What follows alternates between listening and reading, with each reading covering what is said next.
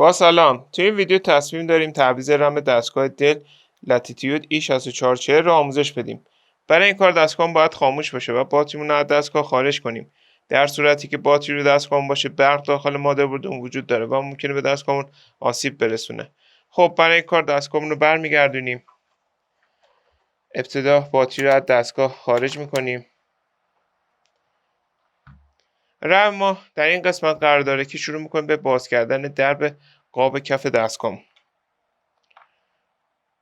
خب رم این مدل دستگاهی که داریم باز میکنیم رم DDR3 هستش که در پایین این ویدیو هم نحوه خرید این کالا رو توضیح دادیم.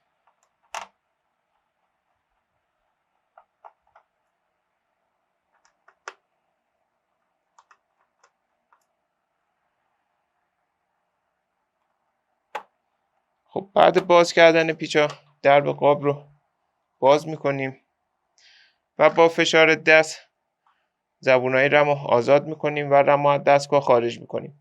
برای جا زدن دوباره رم اونو داخل شیار قرار میدیم و اونو به سمت پایین فشار میدیم. به این صورت ما الان میتونیم رم جدیدمون رو جایگزین کنیم. حالا برای آشنایی با نحوه خرید این کالا به ادامه ویدیومون توجه کنید.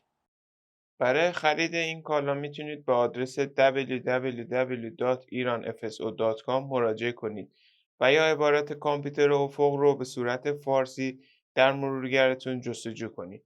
بعد این کالا رو خریداری کنید.